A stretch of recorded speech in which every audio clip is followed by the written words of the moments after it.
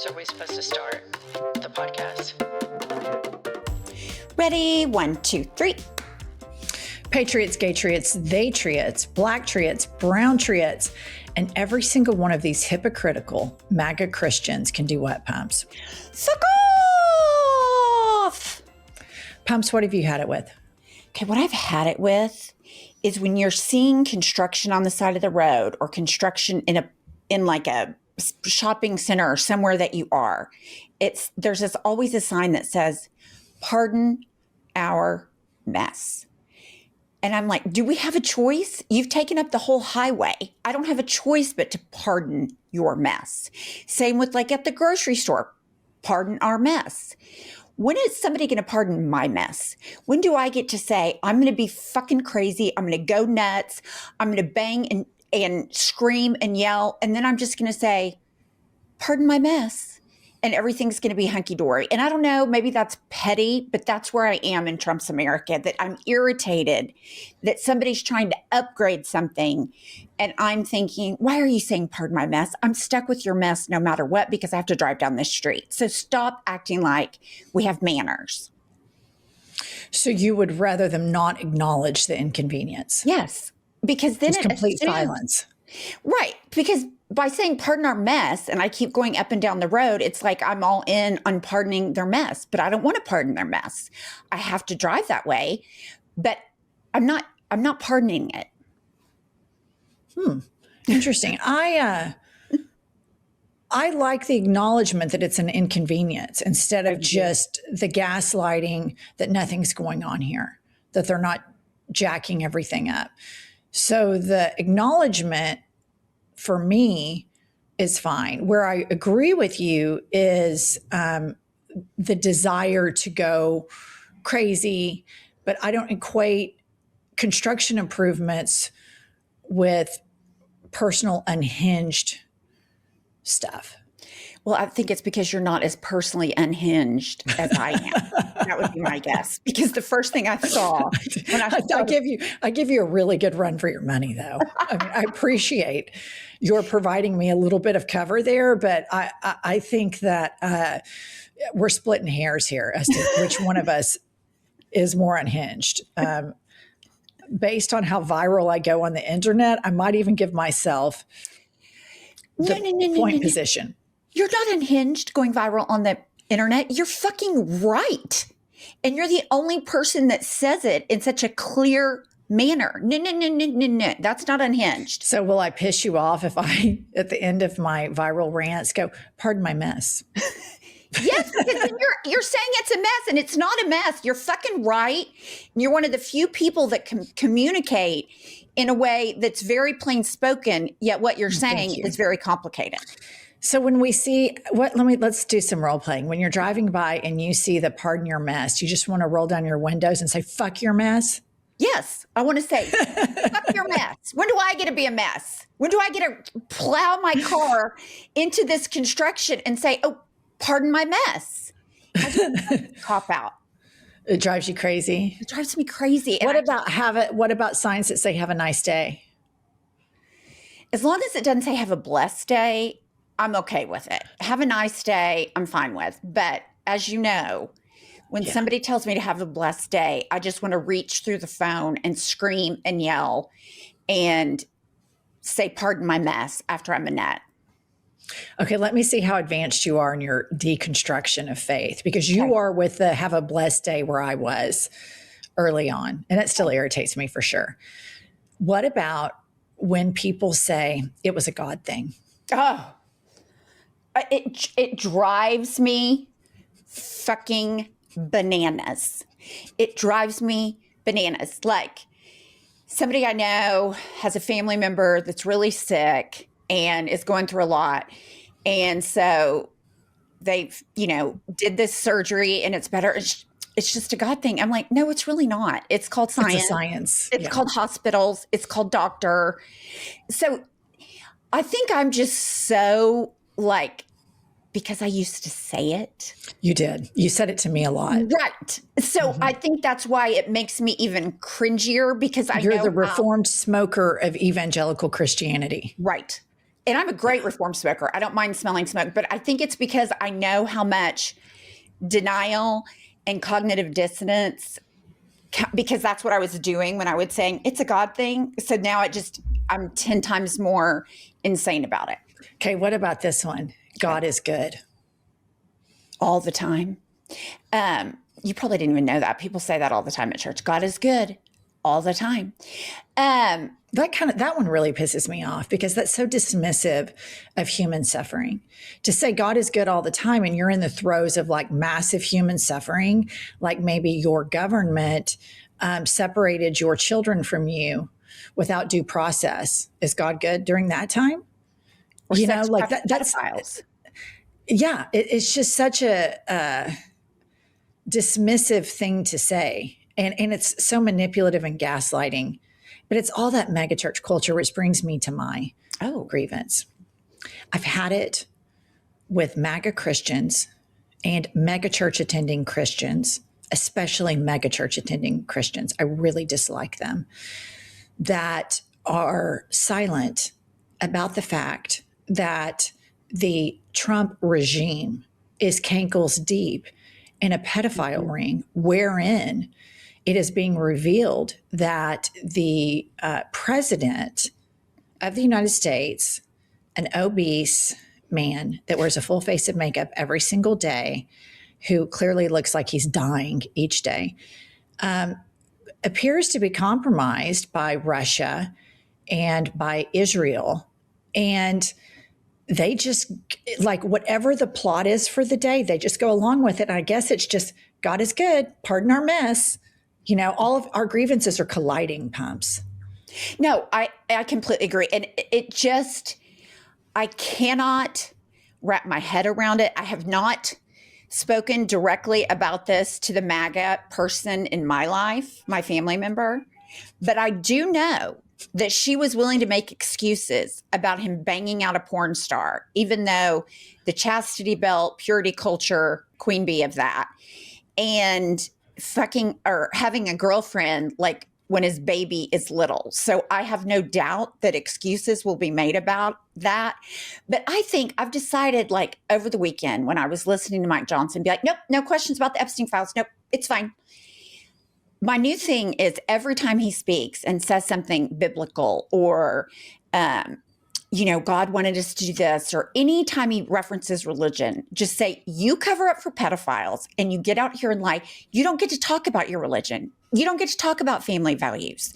Like, your credibility's gone. So let's just skip over it and watch that sniveling little titty baby flail around that somebody would dare to question his morals and ethics. And I'm like, dude, that's your jam. That you're good at that. You've done it your entire adult life. So I completely agree with it. It's so impossible for me to believe, yet it's not, because people in churches have been covering up and or ignoring sexual abuse of children as long as I can remember. Well, no, that's not right. At least for the last 25 years. Just one right after the other.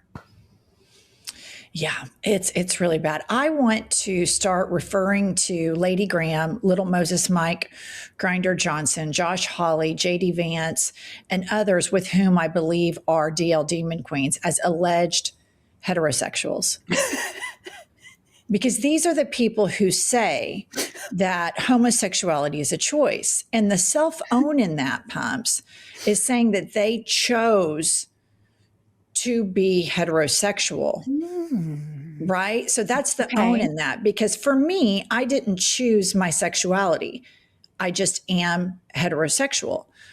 For anybody in religious circles to say that homosexuality is a choice, they are telling on themselves that they are choosing something that wouldn't be their default setting, that they had to make a conscious decision to go, oh, the Bible says XYZ, so I choose that, completely erasing who they are naturally. So these little DL demon queens in the MAGA movement, Little Moses Mike Grinder Johnson, who has, a very tight relationship with God, so much so that God wakes him up in the middle of the night constantly to talk to him. Hey, little buddy, wake up. you're Moses, all this stuff. It's unbelievable to think that this is a guy who monitors his son's porn use and then tells his son, hey, buddy, in return, you can monitor mine. Right. And he is all about these pray the gay away, psychological torture, psychological abuse camps that every therapist and anybody in the field of psychology says is nothing short of torture. He's all about these things. And then he expects us to believe that he's not this gender obsessed, sex obsessed, porn obsessed. God wakes me up in the middle of the night because we're tight as ticks. He expects us to believe that he doesn't know anything about the Epstein files. And this is where evangelical Christians always get an assist from the people around them. The default setting in society is, oh, if somebody's religious and goes to church, religion equates to goodness. Yes. To the contrary, I have found that the more overtly religious people are, the more they're hiding something rather nefarious and scandalous and depraved. And so for me, seeing these red flags of Moses Mike Grinder Johnson and the people who in politics who just don't go after the hypocrisy in his religion, that's the most silent, insidious part of this, where people assume that the insane Christian who behaves like a pedophilic Satanist, which, by the way, I don't believe in Satan, but they behave more like per their worldview, are more aligned with Satan, yet nobody will call them out because there's always deference given to religious people, even this MAGA cult. There is this cooked in societal acceptance that, oh, he's a religious man, we won't say anything. Right. The problem that I have with all of this is these religious men, with an assist from these religious women like Riley Gaines, Caroline Levitt, Pam Bondi, Paula White, who tongue talks outside in the parking lot of the White House and then grifts everybody all the time. My problem with giving people like that deference is they are diabolical and ambitious. Right. So we are deferring to people's worst impulses by saying, oh, people's religion is, we can't talk about that. And here's how I know that these people know they're wrong. Because any opinion that you have is open to criticism. Any belief system you have is open to criticism.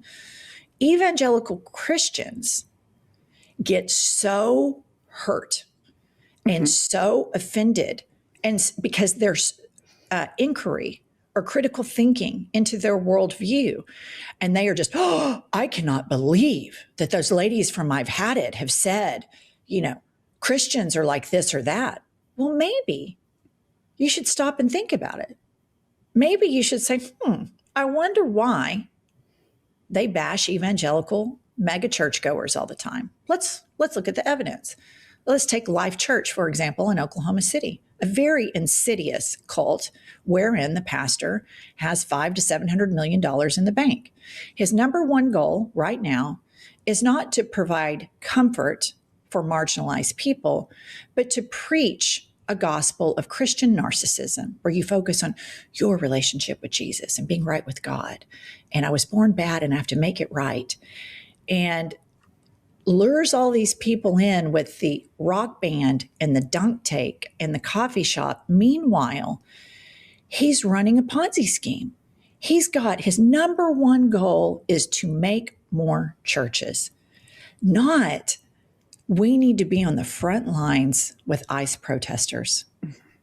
We need to go to these ICE detention centers with our $500 to $700 million in cash in our private jets. We need to go and stand outside where all of these children, some with cancer, are suffering in these detention centers. And we need to demand, as religious leaders, that we want to help these people, but they don't, because big church is every bit as big of a problem as big pharma, the military industrial complex, and the private prison complex, big oil, etc. Big church has been largely ignored by both political parties, and that has to stop right now. These people are the worst among us.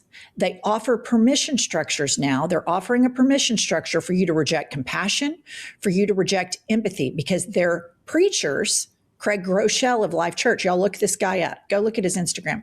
Not one post about what's happening in this country. Instead, it's all of this Christian narcissism where people just are constantly thinking, oh, I'm not right with God. I'm disappointing God. So it keeps your eye off the ball of what the real message, and I'm not a Christian, but it's my understanding that the real message of Jesus Christ, who was a brown-skinned Palestinian, was to meet people where they were suffering. Mm-hmm. This man spoke out extensively and exclusively against the accumulation of wealth. So let's call out Craig Groeschel and Life Church and say, how do you look in the camera every single day with a straight face and say you are preaching God's word when all your church is doing is accumulating wealth and trying to expand so that you can accumulate even more wealth, which is something that Jesus Christ, your alleged Lord and personal Savior, frowned upon. And this needs to be called out all day, every day, because these people act with impunity. Their whole doctrine is forgiveness without accountability, forgiveness without growth. And look at what they incubated. Look at this president. Forgiveness without accountability, forgiveness without growth, knee deep in a pedophile ring, selling America down the river while these churches wrap up in the cross, wrap up in the flag, and grift and help give the biggest assist to the dismantling of democracy and freedom. And furthermore, I want to say this. Why do these evangelical Christians give a shit about gay people? It's none of your business. Mind your own business. If people are gay, it's not your business. If people are trans, it's not your business.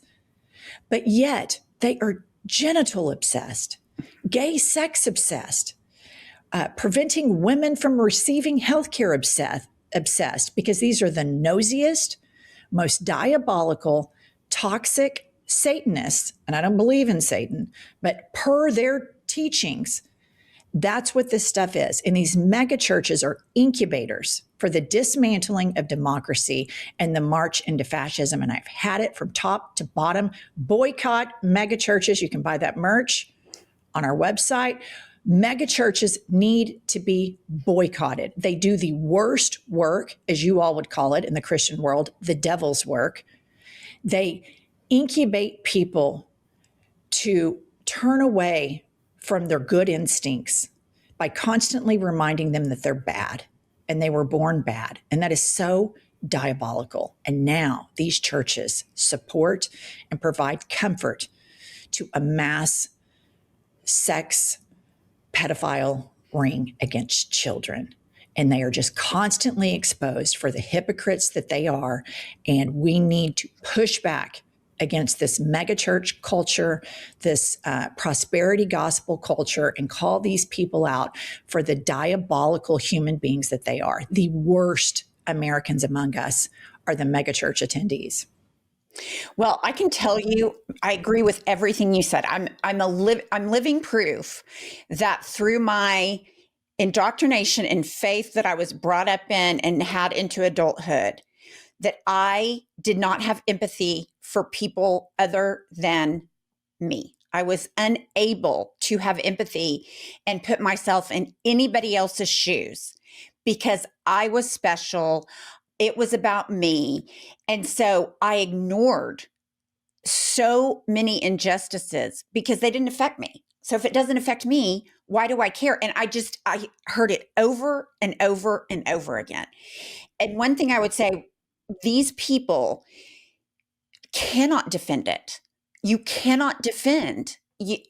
They cannot defend that they support Donald Trump.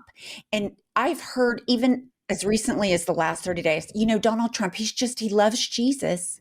And I'm just like, what?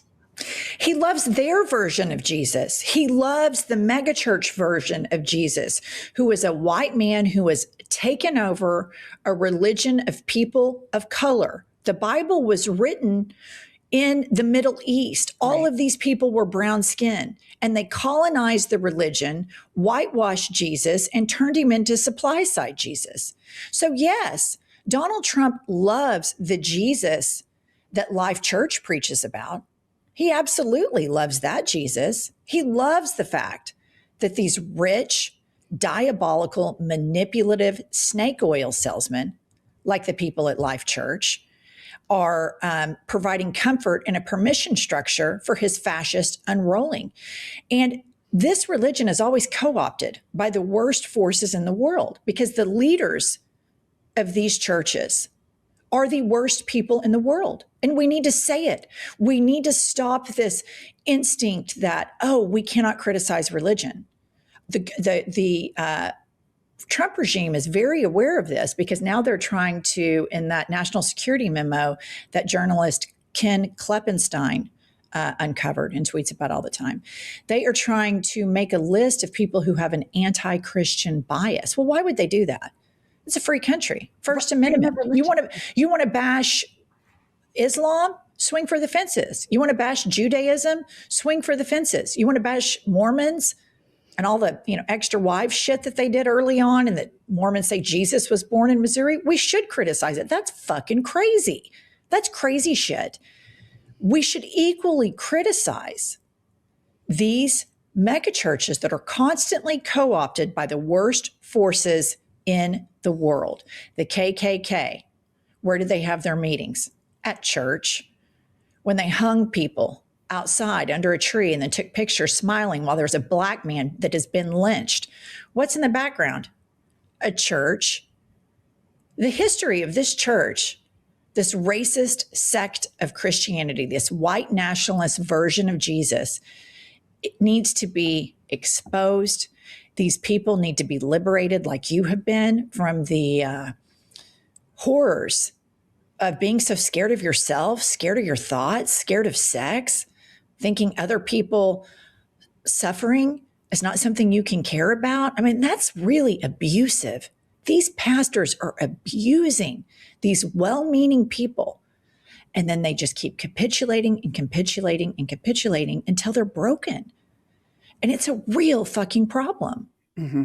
It's a huge problem. I mean, it's a huge problem because and maybe it's just because I live in Oklahoma City and everybody around me, but it seems to be growing more and more of a problem as it becomes, you see it like Fox News. They're changing their, they're bent to be more Christian. Well, why are they doing that? Because they want to keep the people engaged, despite the fact that Trump is shitting all over the country, that he's in bed with Putin, he's embedded Israel. So I do think it is dangerous, and it is becoming more dangerous all the time. And I'll just say, from a personal note, just taking it out, it's just a very personal matter. Like, for me, being raised in Christianity and having those kind of views that it's all about me, I don't have to have empathy because my problems are better. Those problems aren't going to happen to me. I was completely and wholly left without any skills to cope with what life handed me, period. Let me ask you this. Having been an evangelical, drink the Kool-Aid Christian for 45 years of your life, then you started deconstructing around 10 years ago. Are you happier now? Way happier now. So much happier. I don't have the hamster wheel of judgment for myself and other people. But don't get me wrong. Christians are the most judgy people on the planet. Oh. But for me, I was super judgy on myself, like, you're a bad person, that kind of stuff. So I have been relieved of so much of that. So yes, I'm so much happier now. And I feel like I have more control over my life. Like, I've made this decision, good or bad, it's mine. I'm not going to, go for a Hail Mary to Jesus to fix it. Like, I made the mess, I'm going to have to clean it up, kind of thing. Personal responsibility, I think, is something that you're just not taught growing up in that, because I don't know why. For me, personal responsibility wasn't a big one. Although they preached it, it was more of God's going to save you. So if I fuck up, Obedience, right. They mask it as obedience, Right. which is what Trump demands, obedience. And that's the through line between this authoritarian religion that's a cult, evangelical Christianity, and then this authoritarian government that is a cult, Trump's fascist regime. And the through line is they demand blind obedience. And I just want to say, Pumps, to you and to our listener, knowing you 25 years, the last 3 or 4 years is the happiest I've ever seen you. And you've actually been able to become who you want to be and not who these evangelical voices in your life scripted that you had to be. And so I think your story is so important. And I think there's a lot of people that have been abused in these evangelical spaces. And it makes me sad for them. But that's why we have to keep telling your story, because so that they know that there's hope, that you can get deprogrammed and actually have agency and autonomy and compassion and empathy, all of the things that these preachers and these Fox News women use their gender and they Christian signal and woman signal that you can't do these things. It's the devil. Fuck them. Okay, all right. We didn't ever get to Kylie today. Welcome to I've Had It, America's top DEI podcast. I am very excited about our next guest because the very first time I fell in love with her, she just read evangelicals for filth. I mean, she read them for filth. It was this viral video where she's like, if you want to believe all that shit in the Bible, swing for the fences. I don't believe any of that shit, but I'll fight for your right to believe it. And I think everybody's probably seen it. She is one half of the Young Turks. Let's welcome to I've Had It, Ana Kasparian. Listener, I have to tell you my fashion secret. My fashion secret is Quince. Quince is all about elevated essentials that feel effortless, designed for layering and mixing. Each piece helps build a timeless wardrobe made to last. With versatile silhouettes and thoughtful details, they're the kind of styles you wear again and again. I personally love their Mongolian cashmere sweaters and their silk tanks. I layer them on top of each other. I can carry them 3 seasons out of 4. And my favorite part is that Quince works directly with safe, ethical factories and cuts out the middleman so you're not paying for brand markup, just high quality clothing. Quince uses the highest quality materials like 100% European linen and organic cotton. Everything is built to hold up season after season. The stitching, the fit, the fabrics, these are the pieces you'll reach for over and over. Listener, refresh your wardrobe with Quince. Go to quince.com/hadit for free shipping on your order and 365-day returns. Now available in Canada too. That's QUINCE.com/hadit to get free shipping and 365-day returns. Quince.com/hadit. Listeners, you can think back to that first date you've had and where you were really interested in someone. You probably asked them important questions like, what are you looking for? What are your deal breakers? What's your sign? So you could get a better idea of whether or not this was the right fit for you. Well, the same goes if you're hiring. You definitely want to address key questions first to see if someone could be right for your role. That's why you need ZipRecruiter. When you post your job, ZipRecruiter suggests screening questions to help you hone in on top candidates faster. And today you can try it for free at ZipRecruiter.com/hadit. ZipRecruiter's matching technology immediately finds qualified candidates that check all your boxes. Want to see who's recently active?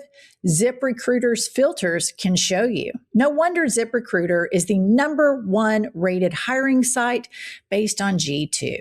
Listener, ask key questions and hire faster with ZipRecruiter. 4 out of 5 employers who post on ZipRecruiter get a quality candidate within the very first day. Try it for free at ZipRecruiter.com/hadit. That's ZipRecruiter.com/hadit. Meet your match on ZipRecruiter. Listener, I don't know about you, but at the start of every year, I always think I need to restart and reset my finances. Right now, I have signed up for Monarch, and it's helping me look at my finances because I really want to pay off debt. I want to build an emergency fund and save for major milestones for my life and my children's life. Set yourself up for financial success this year. Monarch is the all-in-one personal finance tool designed to make your life easier. It brings your entire financial life, budgeting, accounts, and investments, net worth, and future planning together in one dashboard on your phone or laptop. Feel aware and in control of your finances this year and get 50% off your Monarch subscription with code HADIT. I personally use Monarch and I absolutely love it because it's unlike most other personal finance apps. Most of all, Monarch is built to make you proactive and not just reactive. Listener, set yourself up for financial success in 2026 with Monarch, the all-in-one tool that makes proactive money management simple all year long. Use code HADIT at monarch.com for half off your first year. That's 50% off your first year at monarch.com with the code HADIT. Hi. Oh my God, it's you. Hi. How are you? I can't believe I'm here. I'm super excited. I'm doing really well. How are you ladies doing?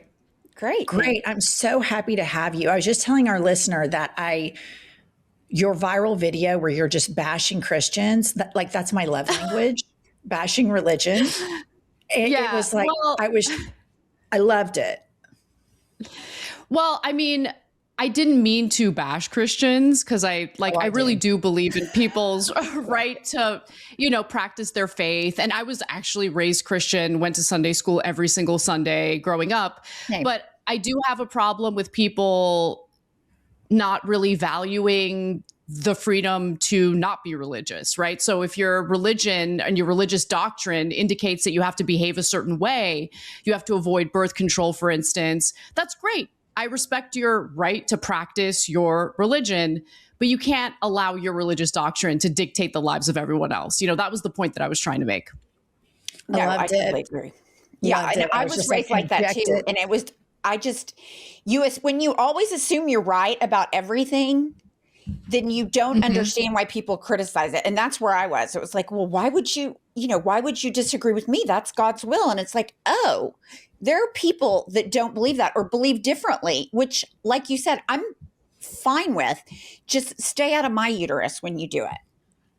Yeah, that's exactly right. And I think just one more point about that. I mean, I think everything is simplified in the political discourse in this country. So something like reproductive rights, I think half the country, or at least the portion of the country that doesn't believe in reproductive rights, they've kind of simplified everything in terms of, oh, these are just women who are, skanky and they're sleeping around and they just want abortion on demand. And that's just not the case. So I just want Americans to kind of understand each other a little better rather than stereotype each other the way that we've been doing for many years now.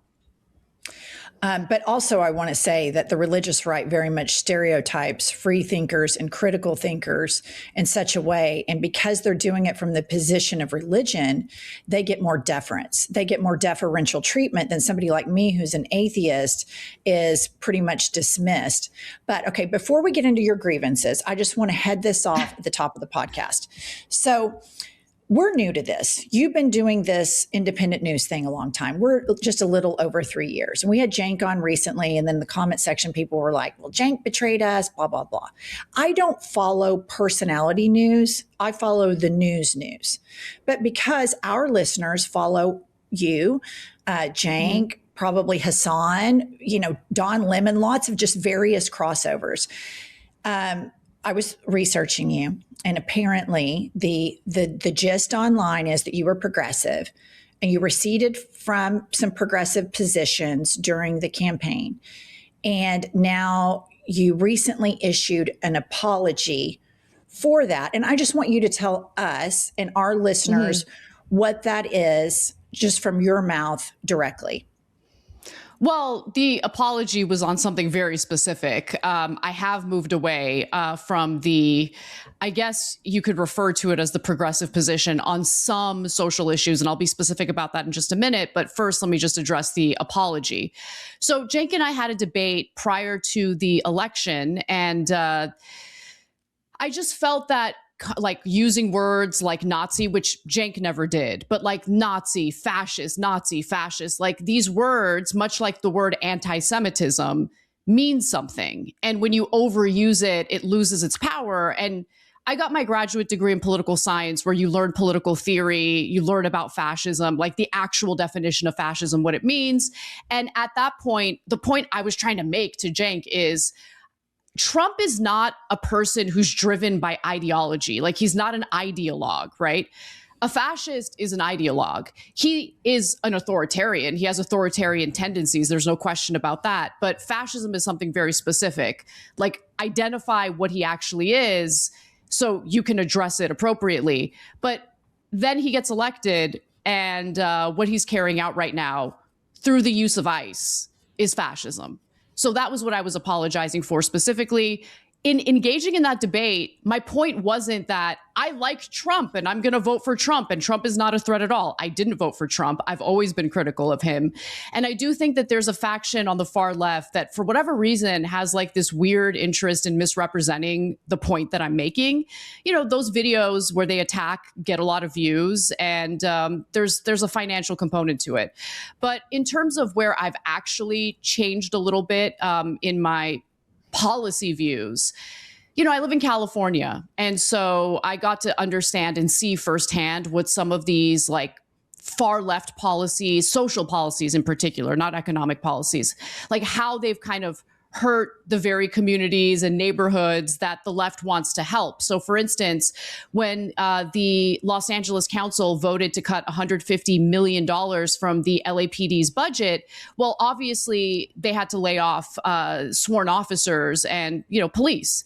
And what we ended up doing is spending a lot more money on policing because of the fact that you have the remaining police officers having to work overtime, where they get paid a lot more in order to pick up the slack left by the officers who were laid off, right? And the call times are much longer if you're calling 911 looking for help. Or in some cases, they won't even send police. They don't consider it enough of an emergency. Let's say you've been burglarized. It'll take hours for anyone to show up and gather evidence. So these things, you know, it's like through lived experience that you realize, okay, this policy didn't work out the way that we wanted. So why don't we just recalibrate? It doesn't mean that you go back to like, you know, draconian policies. It just means we've applied this policy. There are some flaws. Can we just tinker with it? Can we recalibrate? And leading up to the election, as I'm sharing these ideas, you know, people are obviously experiencing a lot of tension, a lot of fear, and they don't want to hear anything negative about Democrats or left-wing policies. And so that kind of turned into, oh, you're betraying us. I'm not betraying you. I just see these policies firsthand and I want to improve them. And everyone should want to do that. But alas, there's a lot of ego that plays into politics. So there's politics and policy. I think I'm more focused on policy as opposed to like the horse race. And I've always run into issues because of that. So I think that's what's really going on here.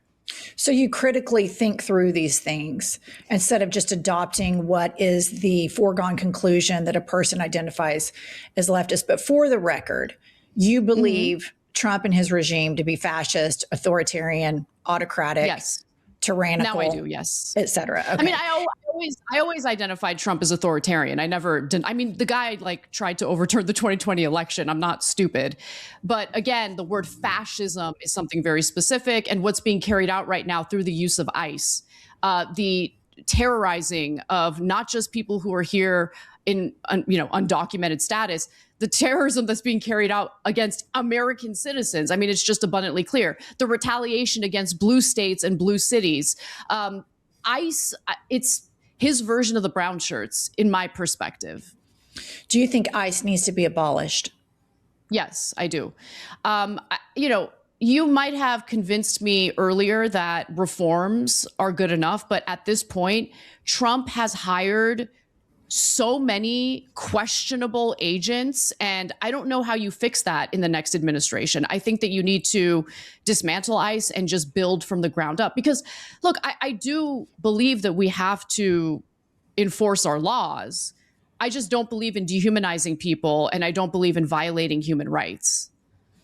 This is where I think I always stayed clear-eyed that, and I respect your positioning on that, but I always stayed clear-eyed about that Trump was a fascist, because I listened to the people that work with him in Trump 1.0. These are neocons. These are conservative people that came out of that saying, he said he wanted generals like Hitler's generals. Mark Esper said he asked, can you shoot the protesters below the knee? And then in leading up, they had that Madison Square Garden Nazi rally, and I called it as such during the time, because I saw the overt nationalism and the scapegoating of immigrants. And during the RNC, the mass deportations now, which I'm so mystified that there were even Latinos for Trump, that they thought somehow they were going to get a carve out. And I remember them wanting them to hang Mike Pence. And I always was pretty clear-eyed on it. And I would even say to Pumps when we were podcasting as baby podcasters during the campaign, that I suspect that they will have concentration camps. They are, and I think it's my experience living in Oklahoma versus your living in California. I've lived around these Christian nationalists. I've lived around these fascism. I know how serious they are about this.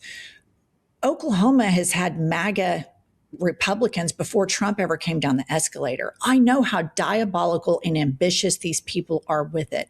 I know that they will scapegoat anybody, and I know that they will even betray the white Republican Christian men like Mike Pence that don't go along with it. So I always think about right now, people say nobody's safe except for white men, and I'm like, Mike Pence sure as fuck wasn't safe. So it even goes beyond that. But I want to get into something that I think is super important, not covered by mainstream media. I'm going to ask you what you've had it with. I'm teeing this up perfectly.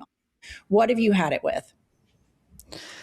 I have had it with so many things, but honestly, this week, because it does change week by week, I have had it with the fact that our country has been governed and controlled by pedophiles or individuals who want to provide cover for pedophiles. That's the reality that we're currently functioning under. And I've had it with the fact that despite all of the terrifying things that we've been learning through the latest Epstein file dump, there's going to be like no prosecution for things like torture, right? For rape of little girls. I mean, and also all the various people in this country, both in the media and in the Trump administration, who lied to all of us with a straight face about how there are no documents, there is no list, there are no Epstein files, there are no co-conspirators. Right. And we haven't even had access to all of the documents yet. The documents that we do have are heavily redacted, and there's another 3 million documents that the Trump administration's DOJ has no intention of releasing. So yeah, I've had it, because how do you believe in our system, believe in our government, pay your taxes, knowing that your money, your hard-earned money, is going to a government that has been covering up for pedophiles or consists of pedophiles? Like, that's what I've had it with. Let's dive into the no shit. And let's dive into the component of this, the Epstein files, that is showing that Epstein and Ghislaine Maxwell were Mossad agents, that Epstein is providing blackmail information to Vladimir Putin, that Peter Thiel and Jeffrey Epstein are celebrating Brexit, and that it's revealed that Marie Le Pen is also funded by Russia, on top of the outrage of the child rape, which is horrible and should be screamed about at the top of our lungs. We have these fucking dorks like Peter Thiel and Jeffrey Epstein and Elon Musk that want to be politicians, but they will never get elected. So they're cheating. The whole thing behind the child rape thing is these people want to cheat to take away the power from the people so that they can govern, but they don't have the balls to put their name on a ballot and go run for office. So they cheat. And then they accuse the immigrants of cheating. And they accuse liberal women of cheating. And they accuse Black people of cheating when they get jobs. And that fucking pisses me off so much, I can't even take it. I feel you. I mean, I totally agree with you. And in fact, you know, how are you going to talk about criminality among undocumented people when, again, the government is covering up for pedophiles and refuses to prosecute individuals who are implicated in some of the documents that we just had access to? It's insane. It's absolutely insane. And look, the more I think about it, the more angry I get about the lies told to us by our Commerce Secretary, Lutnick, right? And also Elon Musk, where they claim like, oh my God. I mean, Lutnick's interview about like, oh, me and my wife in 2005, we visited Epstein and, you know, we saw the massage table in the middle of the room and we're like, we are never going to talk to you again. You are gross. Like the acting, like he really laid it on thick. And then you find out he's emailing Epstein in 2012. No, please trying to get on that. Spare me. Here's the thing when I see it, one of the things, and there are a lot of things, it's the lack of accountability. Like you see the New York Giants co-owner, nothing's going to happen to him because there's only 32 people and 31 of them are white generational men or, thereabouts. Okay. Then you have like the commentator from the new Barry Weiss contributor, he's all in, and she's running cover for him. Like none of these people are being held accountable. And that enrages me because these survivors has been held accountable since the day it happened. They have been held hostage by trauma and victimization. And it enrages me that all these rich, powerful men and the people that are covering for them will never face accountability. It makes me crazy. I know, it makes me crazy too, but let's not lose the thread here because it's not just about generational wealth or the fact that these individuals implicated in the Epstein files are part of the elite. That's not the reason why there's no accountability. There's no accountability because all of our institutions have been occupied and controlled by Zionists. Like that's the reality of the situation. And that makes people uncomfortable, but it's the fact of the matter. I mean, what just happened with Ellison, taking control of CBS and installing Barry Weiss, whose number one priority is what's best for Israel. Like that's just one example of what's been happening. TikTok being purchased by Larry Summers, who is the single largest donor to the IDF. The first thing that happened after that deal closed was they banned a Palestinian journalist who had a massive account on TikTok informing people about what was going on the ground in Gaza. So it's not just about power and money. It's about what Jeffrey Epstein's objective was in trafficking underage girls, inviting all of these rich, powerful, connected people to his, island or to his New York apartment, whatever it is. Why were there cameras everywhere? It was obviously a blackmail operation. We already have a problem in our political system where corruption is baked in, where you can literally buy our politicians like prostitutes. But every country, every lobby has the power to do that. What makes Israel different is that we seem to carry out what's in Israel's best interest to the detriment of the United States over and over and over and over again. Money and politics can't be the only thing that explains it. So what does explain it? And to me, it's just so clear, especially with the evidence that we've seen in the latest Epstein dump, that Epstein was working for Mossad, either as an asset or even as an agent. I don't know, but it's obvious he was working for Mossad in some capacity. And this was a blackmail operation meant to help Israel control the U.S. foreign policy to our detriment. I was just so disgusted over the weekend. So I'm always mad at Chuck Schumer. I call him Chuckles because it's just like not the man of the moment. It's just limp dick energy. Oh that he's not doing a good enough job because the right doesn't hate him. They hated Nancy Pelosi. And I didn't agree with Nancy Pelosi on everything, but she put up a resistance.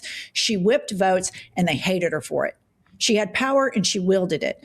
Hakeem and Chuckles are not doing that. They're not even, the right isn't even remotely scared of them. And then there's this video of Chuckles sitting there talking about his number one goal is to make sure that Israel gets all the money they need. And so then I start digging into the data. 4% of the Democratic Party support this. 4%. And so I've come through this big awakening. I've always been a diehard political junkie, but when you live in Oklahoma, you don't know what's going on in the Middle East. There's not a big Muslim population. There's not a big Jewish population. And that I'm speaking for tons of people in Middle America. They don't know. You just buy the propaganda. Israel's the best democracy in the Middle East and they're our ally. And we go, okay, so good enough. I'm trying to make sure abortion stays legal in Oklahoma and my gay friends don't get their marriage annulled. That was the fight that I was doing. So then after Kamala lost, I'm like, how the fuck do we keep losing to this guy? So then I'm like waiting on the resistance, right? At the end of the year, beginning of this year, where are they? And then you start digging into it and they're like paid controlled opposition. And the betrayal that I felt, I'm embarrassed to admit it, that I was 50 years old when I figured it out, but I'm just going to make myself vulnerable and admit it because I'm a curious person. And it's really devastating to find out, like Cory Booker, Hakeem Jeffries, Chuckles Schumer, and others that are supposed to fight for us, that talk about universal human rights, but it doesn't in the United States, but it doesn't apply to Palestinians. And that's just a really big red flag for me when people carve out a group. And it seems like in the United States, they carve out Palestinians. Everybody has rights except for them. And I just think that's such bullshit. Well, let me just comment on what you said about realizing things later in life and how embarrassed you are. Please don't feel embarrassed. In fact, I'm not that embarrassed. Okay, good. Because you shouldn't be. And in fact, to me, it's a sign of intellectual strength and intelligence because you're open-minded enough and self-reflective enough to understand, like, okay, I don't get everything right, so let me learn more and let me recalibrate based on new information. Not a lot of people do that. And I actually think the country would be in a better place if we were a little more open-minded, put ego aside. But more importantly, this is the most important thing, just make room for people to admit, I was wrong, I'm sorry, right? Like take the apology and don't demonize them. Don't give people a disincentive to change or to evolve. Anyway, but to your point about the Democrats, I was blackpilled on the Democratic Party earlier than you were. And honestly, I remember when Biden won. Biden wasn't my preferred candidate for the Democrats, but whatever. I was just very relieved to see Trump gone. And that happiness was short-lived because immediately the debates over the infrastructure bill began, Build Back Better. And when I saw the behavior of the majority of Democrats in Congress and how they would run on issues like paid family leave, they would pretend as though they understand, care about, and want to solve the economic frustrations of Americans. Then they turn around and they do everything they can to defeat the most popular provisions in Biden's bill. And you know what Biden did? He not only allowed it to happen, he aided and abetted it. So when you have a conservative Democrat, and by the way, one of the most corrupt Democrats, Joe Manchin from West Virginia, who luckily is not in the Senate anymore, or Kyrsten Sinema from Arizona, who luckily isn't in the Senate anymore. When you have them fighting against increasing the federal minimum wage, defeating paid family leave, when you see them working on behalf of corporate donors as opposed to the American people who they purported to want to represent, it infuriated me. So that was the beginning of my Democrat black pill moment. Seeing what happened in Gaza under Biden's watch, it did it for me. I'm Armenian. Armenians went through a genocide of their own in 1915, 1.5 million Armenians slaughtered at the hands of the Turks. And no one came to help Armenians. The idea that I'm going to sit back and just celebrate the Democrats, celebrate the Biden administration after what I saw get carried out with the help of Biden, there's no way. There's no way. I was excited about him stepping down from the race. I know Kamala Harris had a huge hill to climb. But once I saw that she was like vicious toward pro-peace protesters, I was like, this woman's going to lose and she deserves it if she doesn't change course. And she didn't change course and she lost. And in the meantime, you have Trump pretending like he's the peace candidate. Right. So think about that juxtaposition and what it communicates to voters. And think about this juxtaposition. Before you even get to the rotating villain strategy that you're talking about with Sinema, before you even get to that, Democrats play a totally different game. After January 6th, the most important presidential appointment of our lifetimes, the three of us here, was who is going to be Attorney General. And he picked Merrick Garland because Mitch McConnell dicked over Merrick Garland under Biden with the Supreme Court pick, and he played integrity politics. And Merrick Garland sat on this shit. When I think about that, number one, he only charged the poor people, the low-income cultists that somebody financed to get to D.C. He only charged those people with felonies, and then Trump, of course, pardoned him. He didn't go after the big money. We have a Supreme Court justice's wife that was involved in the planning of this. It has since been revealed that Donald Trump himself paid $3 million. So the Democrats have no leverage with me saying that we go after the elites. The law applies to everybody equally. The Democrats curry favor with wealthy people every bit as much. And you can look at the prosecution and investigations into January 6th. That should have been wrapped up. We should not all be sitting here talking about this right now. And it's because of Joe Biden and Merrick Garland.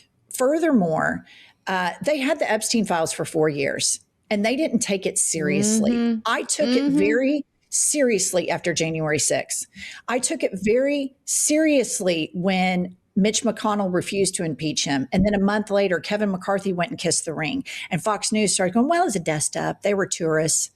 I took it very seriously. And I believed that Donald Trump, and at least maybe not him personally, but the movement at large, it was a fascist movement.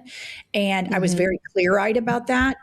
And if I'm a part of a political party that doesn't say, you know what, we're going to have to get our hands dirty a little bit and we're going to release all this shit. And I don't care if they accuse us of being partisan because these people are diabolical and I care more about this country and the safety and well-being of its citizens than the appearances. And Joe Biden and Merrick Garland cared exclusively about appearances and or their special interests with God only knows what corporations and PACs. But that to me, the Democrats' inability to fight before you even get to the rotating villain strategy, and probably they go hand in hand, really irritates me.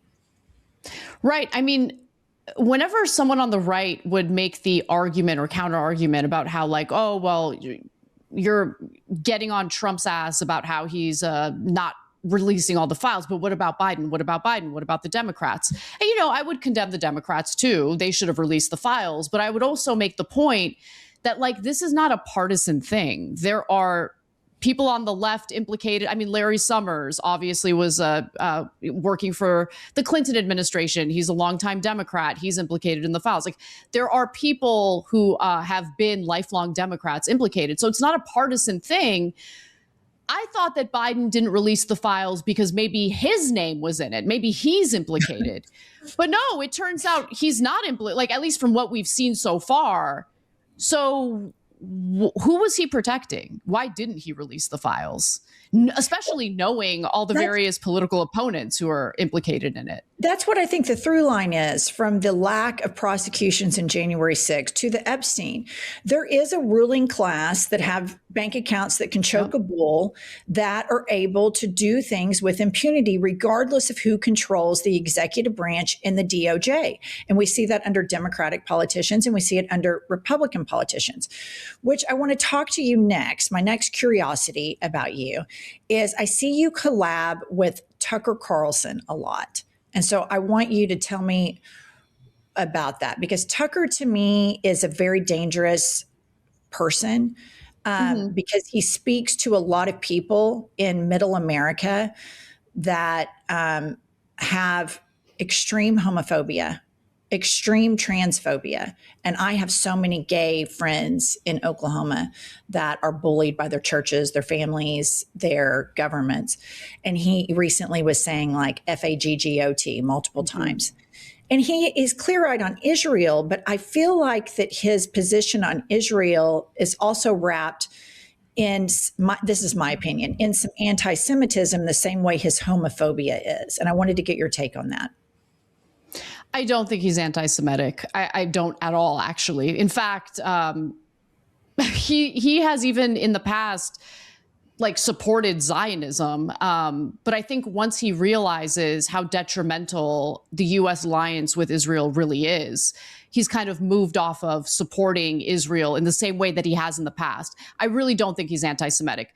I think you raise a valid point about his views on, gay people. I definitely do agree with you on that. And I disagree with him. I have a completely different view when it comes to gay people, gay rights, gay marriage, and all of that. But in regard to the anti-Semitic question, I don't think he's anti-Semitic at all. In fact, he's pretty well read on the issues that hurt us due to our relationship with an alliance with Israel. And he articulates that regularly. And by the way, I mean, he had asked me to go on his show, his podcast, a year and a half in advance of me finally agreeing to do it. And part of the reason why I wouldn't do it initially is because I just thought there's no redeeming quality about this guy. There's no use in having a conversation with him. But his producers were so persistent that I finally decided, okay, fine, I'll listen to his podcast. I'll make an informed decision and see if there's maybe a possibility that I'll do this interview. And I do think he gets taken out of context a lot. He's definitely deeply conservative. I'm not. So obviously we're going to have disagreements. But look, ladies, like to me, the most important thing right now is to free the United States from Israel. And if there are people on the right who agree with me on that, I am willing to work with them on that issue, to build a coalition for that specific issue and apply pressure to get our politicians to act in the way that we demand. Otherwise, if you do everything through the prism of partisan politics, we will be exactly where we are today, which is nowhere. No progress, no nothing. I've been doing this for 20 years, and that's been my experience. I am cautious about the Marjorie Taylor Greens and the Tucker Carlsons because they say that they care about Palestinian lives and these Palestinians getting killed. Marjorie Taylor Greene speaks about Palestinian Christians. That's her carve out. But when you don't have that same empathy towards the queer kid that lives in rural America, or the trans population, which is less than 1%, that really doesn't even want to be spoken about at all. They don't want to be in political discourse.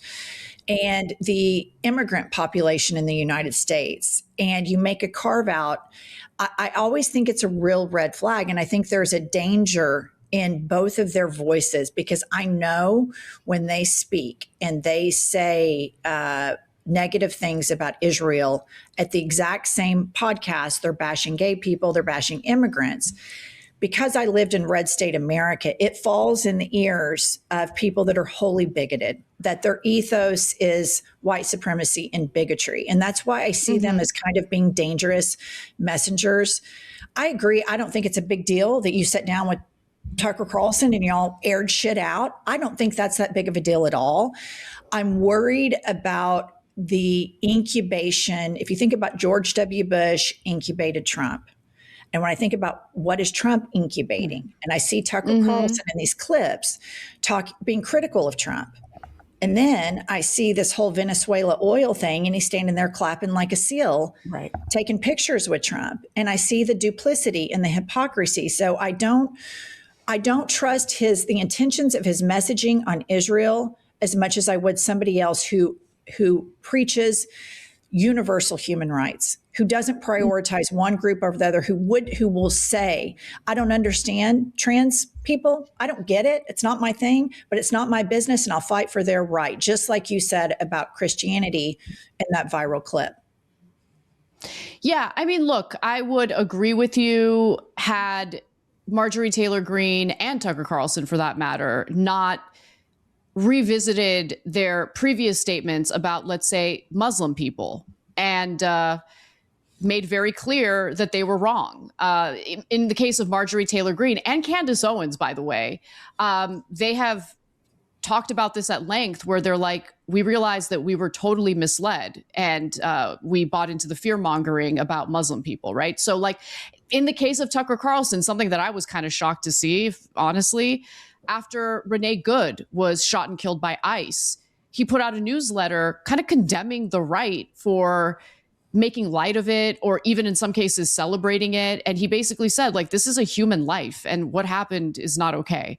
And so to me, it's those moments where he's willing to kind of buck his own side, for lack of a better word. And he really gets nothing out of it. I mean, he doesn't get any influence in terms of the Trump administration by condemning Trump's foreign policy. And in regard to him being in the room, I mean, look, I agree. It's not a good look, especially when you're clapping after you did a lengthy segment condemning what the White House did in Venezuela. But at the same time, I know that he probably wants to influence Trump in the right direction on foreign policy, and you're not going to be able to influence him unless you're in the room. So, I'm speculating about his intentions there, but I hear what you're saying about wanting to be cautious. I also want to make space for people who change their minds, right? And so if they come out and say, I was wrong, I'm sorry, I've changed my mind on this, whether it be on Muslim people or any other issue, I want to allow space for them to be forgiven and to prove that they're not just talking the talk, they're walking the walk. I think that it's the inverse of that. I think he lies to his audience and then colludes with the powers that be at large. I think he, Steve Bannon, and Marjorie Taylor Greene are looking, how do we keep this cult together, this America First thing? And it's opportunistic for them to say, look, this has not been America First. It's 40 billion to Argentina. It's a blank check to Israel. And that keeps, they're playing on the base's most racist impulses. And I think that he proves himself to not be a credible messenger a lot. I mean, I'm against giving Argentina a bailout. I don't think that's racist. Yeah. You think he's motivated by racism for being against the bailout for Argentina? Not for that issue, not for that single issue. I think that's a perfectly reasonable thing. That was a gift Scott Bessent gave to somebody. That was a total shakedown that these people do. I think Tucker Carlson, my opinion, is he is abundantly aware that the base, the connective tissue in the base is racism. Do you hate trans people? Do you hate gay people? Do you hate immigrants and Jews? And in evangelical America, in flyover states, they are deeply anti-Semitic. Their apocalyptic dream, in order for the rapture to come, is for the Jews to be in Israel so that Jesus can then come and send them all to hell forever to be tortured. And the anti-Semitism that I've heard all of my life came from white evangelical Republican Christians, Jew them down, and these seedy Jews. And I think Tucker Carlson, being a lifelong Republican, understands the base and understands the cult. And I'm very skeptical when people speak out for one group of people, and then the very next episode, he doesn't have the critical thinking skills or the balls to stand up for people in his own country. It's supposed to be a free country. He doesn't have the balls to stand up to the most marginalized group among us, which are trans people. And it's just, I think it's just such chicken shit how both parties just pick them up, use them, throw them under the bus, instead of saying, we believe in equality, we believe in affordability, we believe in the First Amendment for everybody. Even people you don't understand and you think they're light in the loafers and weird. Get over it. It's not your business. It's a free country. In the 80s, when I grew up, that was said all the time.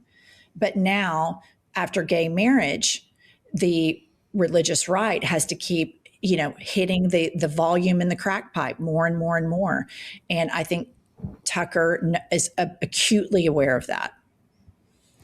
Yeah, look, I think that, so you're talking about dispensationalism when you're referring to the evangelicals who, have this relationship with Israel, not because they care about Jewish people, but because, it's going to be the second coming of God and, all of that stuff, whatever. he's actually pretty vocal against that. And I don't think he's helping to keep a coalition together. In fact, I think he's being blamed, probably accurately, for breaking MAGA up to some extent because he's been so critical of Trump and the foreign policy. So look, we're going to, I guess, disagree in terms of like what Tucker actually believes. I agree with you that Tucker was certainly like that when he was at Fox. But since then, he's changed his mind on a lot of policies. He brings it up all the time. He shares his remorse for believing certain things that he believed. But with that said, he still has beliefs that I disagree with vehemently, including he's against reproductive rights. He is against gay marriage. These are things that I support. So we have those disagreements. But I think it is important to work together when it comes to one of the biggest issues that's hurting Americans right now, and that's U.S. foreign policy that doesn't actually benefit Americans. It's about benefiting weapons contractors, private military contractors, and foreign countries. Okay, I want to ask you, pivoting just a little bit, what is your level of confidence / alarm in the upcoming midterms when we have Tulsi Gabbard in Georgia seizing ballots? What are your concerns? What are you thinking? What is your level of concern on that? And then what do you think is going to be happening in that regard? I have no idea what's going to happen, so I'm not going to predict, but I'm very concerned. I mean, raiding the election facility in Georgia, in Fulton County, Georgia, very concerning. The fact that Tulsi Gabbard has succeeded in, I guess, halting or hindering some sort of whistleblower report that even Congress can't get access to, that really worries me. Like, Tulsi Gabbard has been very sus from the very beginning. And in fact, my first round of the left coming for me, and coming for me real hard, was when I had looked into Gabbard's record very deeply. This is when she was running in the Democratic primary in 2020. And I had found some things that were, cause for concern. So I raised those issues.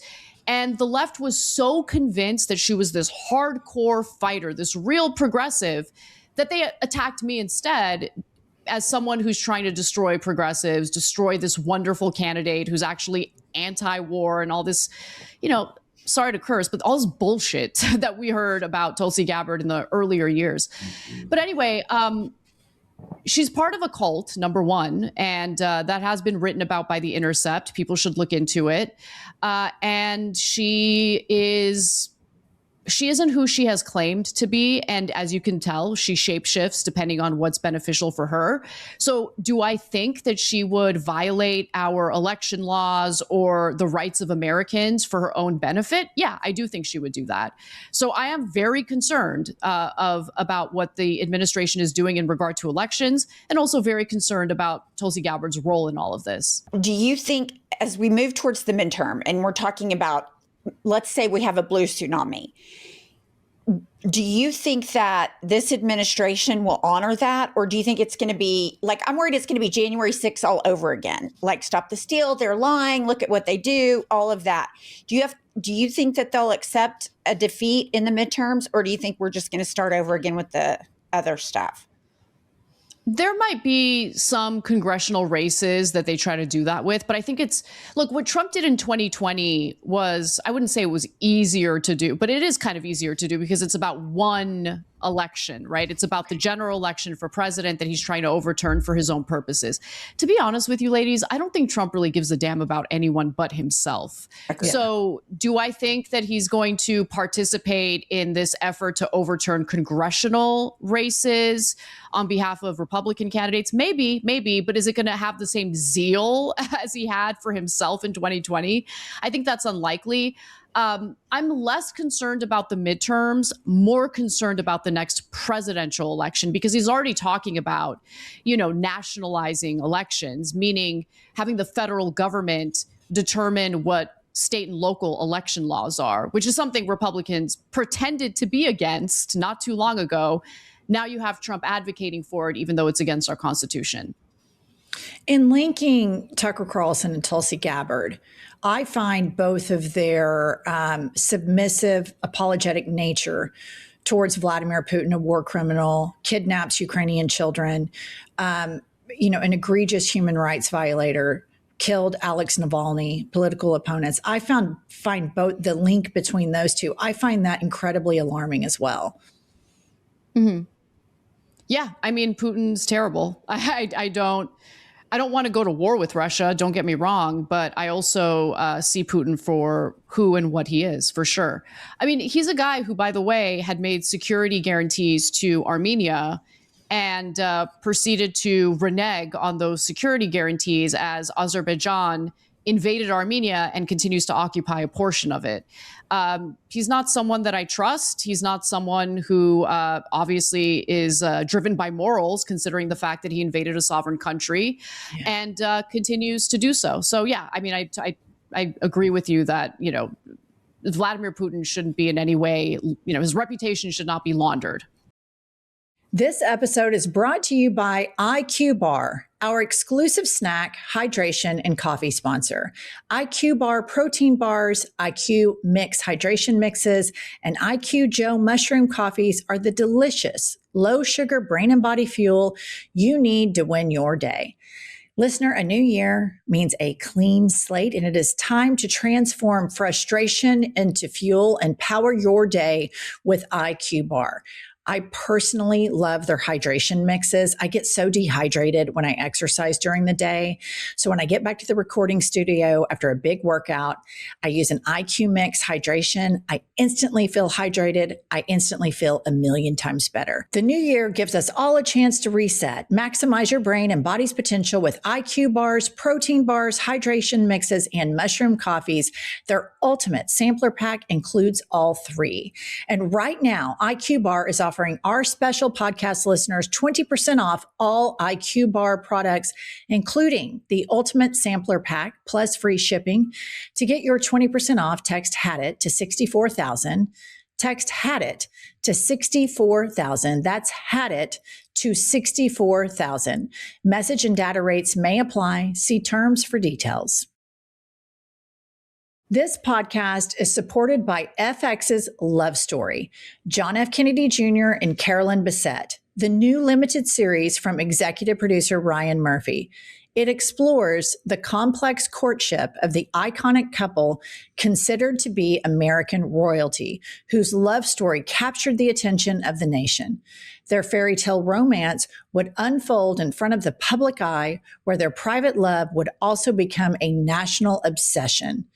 FX's Love Story, John F. Kennedy Jr. and Carolyn Bessette premieres tonight on FX, Hulu, and Hulu on Disney Plus for bundle subscribers. Okay, now we're going to play a game with you called Had It or Hit It. Oh my God. Welcome to Had It or Hit It. I would hit it. Had it. Had it. I hit it every day, sometimes twice a day. All right. Had It or Hit It, Melania, the documentary.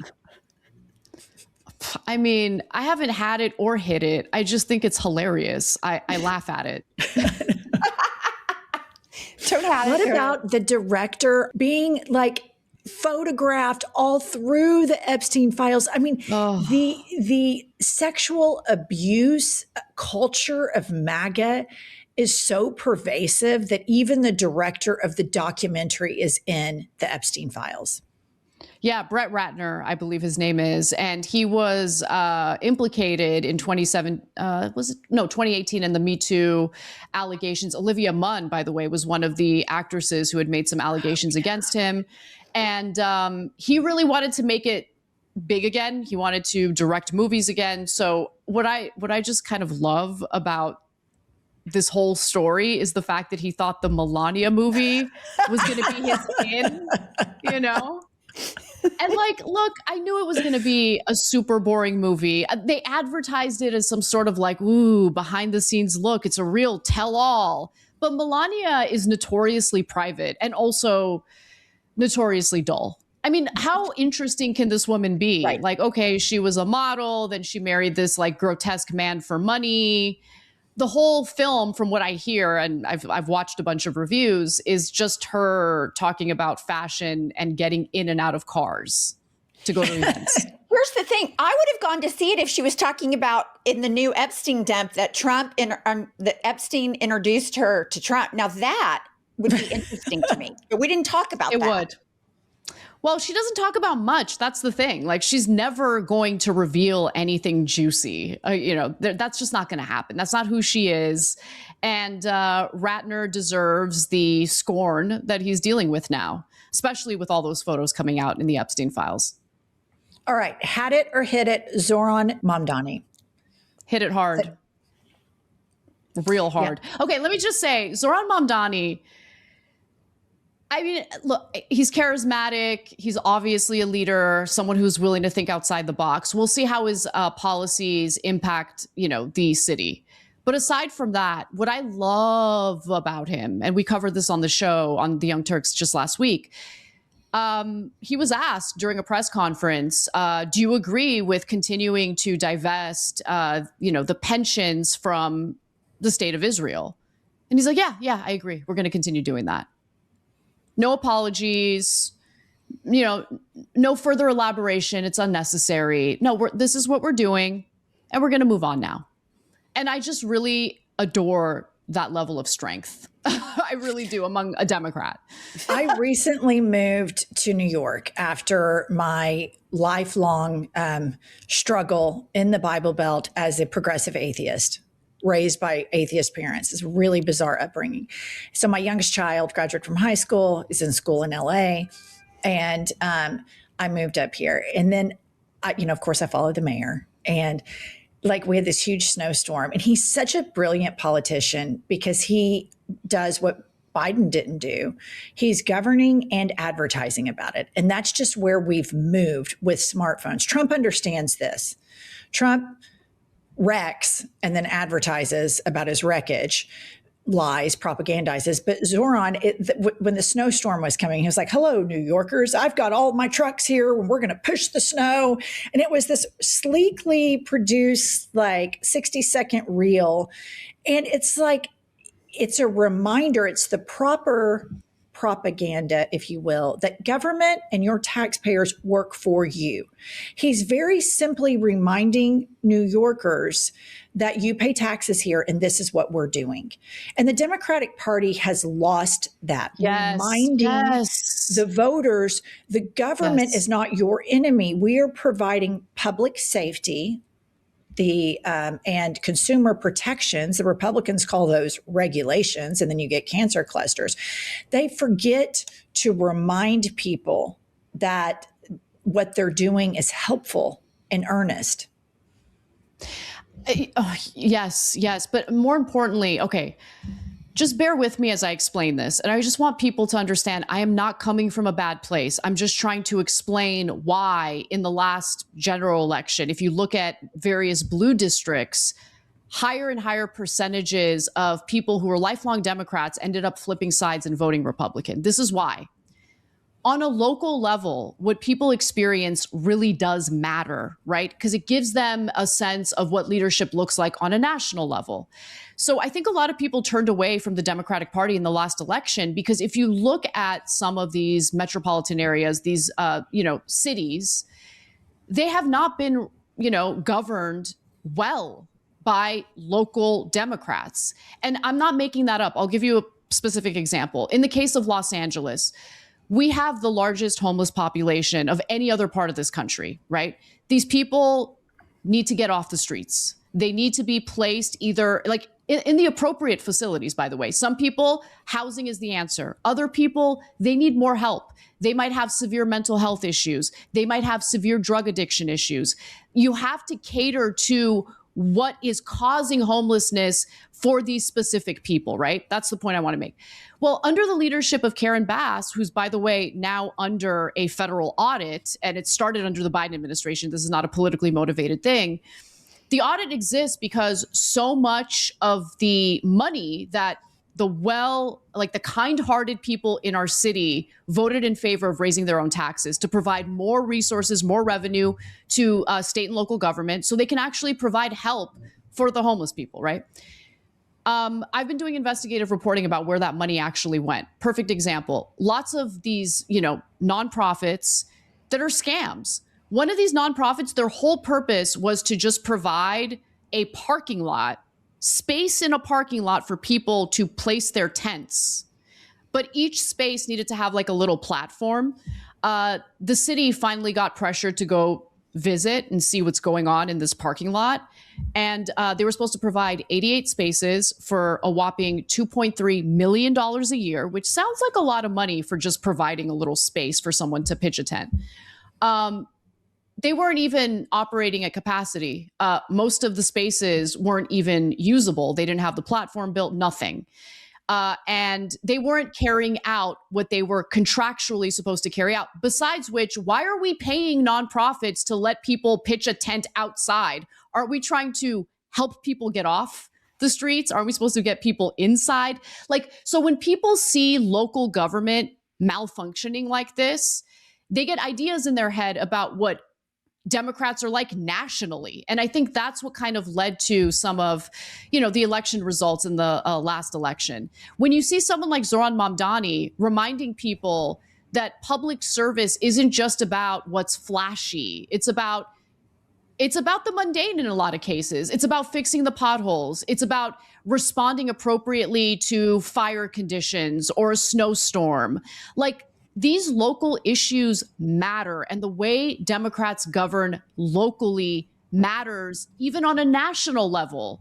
Because if you see shitty leadership on a local level, you're going to think the same of Democrats on a federal level. I wish, as a woman that lived in a red state for 50 years, I wish that this applied to the Republican base, because in our state of Oklahoma, they see how shitty red state politics are. And they triple, quadruple down, because the Republican Party has infused religion into it so much that when I was growing up, I would pass these mega churches and it would say, vote for George W. Bush today. Jesus wants you to vote for Bush. Very enmeshed. Our state in 2010, 2011 had a Democratic governor.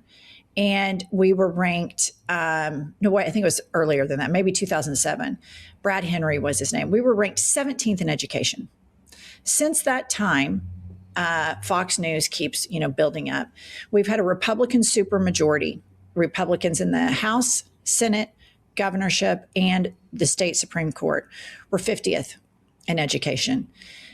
Republican policies, and I agree that in Los Angeles, that if they are not vetting these places that are that pay taxpayer money, that's a huge problem that deserves to be audited.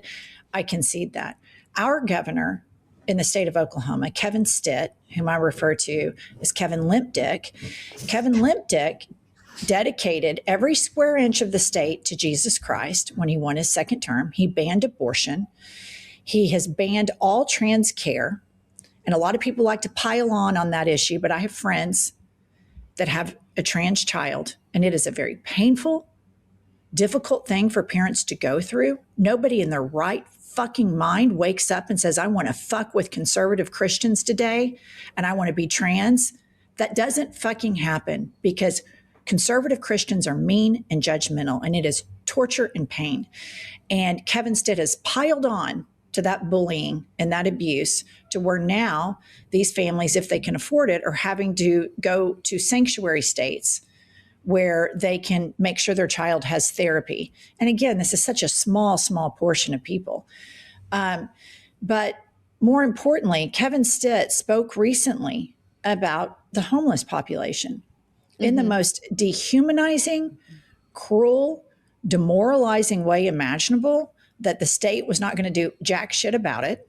Mind you, this is a big Jesus guy, right? Big Jesus guy will not shut the fuck up about his religion. And I had like the 10 Commandments put on the Capitol ground, 10 Commandments in schools, Bibles in schools, just really weird shit. And how effortlessly he speaks about dehumanizing homeless people and the cruelty of it. I welcome the problems of a blue state, even with the audit, that at least somebody gives a shit. At least somebody tried. And maybe, hopefully, the city of Los Angeles will start to figure out and apply pressure to our national politicians. The number one cause of homelessness is poverty. We're the richest state in the world that hasn't raised the minimum wage in I don't know how long, couple of decades. And we don't even provide health care for people. So it's easy from your lens to look at blue state, and every party has problems when they govern. And then for on the opposite end, this red state, just the dehumanization of people, the micromanaging of genitals, sex lives, bedrooms, etc.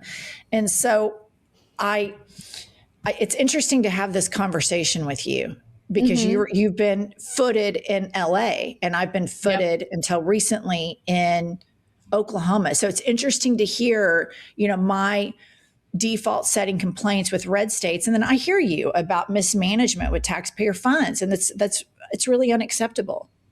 Yeah. I mean, look, I just think that there's a lot of rot in both parties right now. I think one party is more dangerous than the other when it comes to civil liberties and our constitutional rights. There's no question about that. So it's part of the reason why, in election after election, it's pick the lesser of two evils. But I want to break out of that. I really want to break out of that. I want to break out of this oh God, you have the establishment Democrats, you have the DNC essentially manipulating the most important part of the election process, which is the primaries. The primaries is where you get to decide who best represents you and what you want to see happen in this country. And, it became very clear to me, and I think most Democratic voters who are paying attention, that the DNC has no interest in allowing a real democratic process to play out. Because in now several primaries, we've had them manipulate the process to the detriment of Democratic voters who, want to say over who their preferred candidate is. So I think that Bernie could have won in 2016. I think the polling indicated that was the case. A lot of people who wanted Bernie for the Democratic nominee switched over and unfortunately voted for Trump. That is true. But rather than maybe learn a lesson from that, the DNC decided to use that and weaponize that to, demonize, the progressive left. So I don't really have a lot of hope with the Democratic establishment. They're never going to change. They're never going to learn. They're going to keep trying to install mealy-mouthed losers like Hakeem Jeffries or, Chuck Schumer. We need real Chuckles. Leadership. Yeah, Totally. Chuckles. And we need people like Mandani who have a clear vision and are willing to fight for that vision, who aren't mealy-mouthed and, just have that energy and that charisma that we need in the party. Okay. The last one, had it or hit it, the United States of America. Hit it. I still love this country. I believe in it. More than anything, I believe in the people of this country, even people who vote differently from me.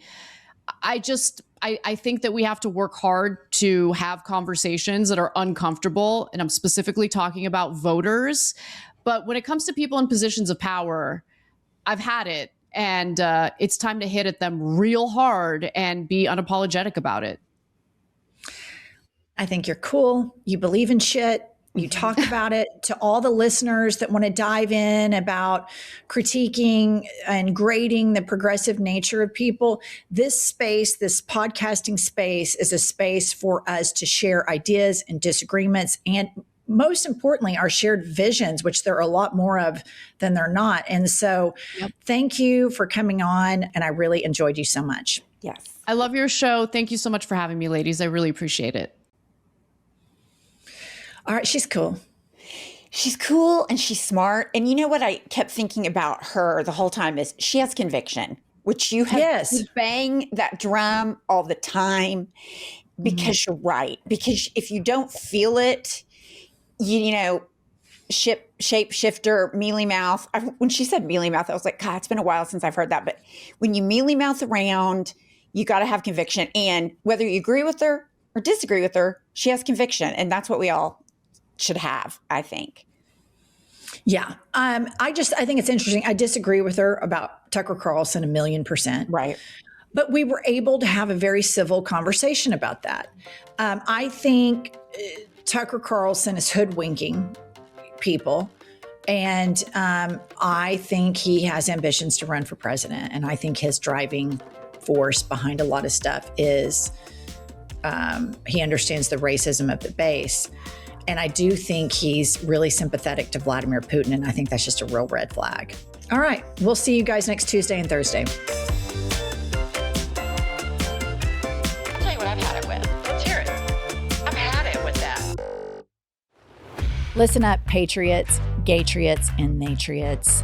We have a new podcast that has dropped. It's called iHip News. It's Monday through Friday, every day, 15 to 20-minute hot takes on the political landscape of the United States of America, always served with a side of petty grievances.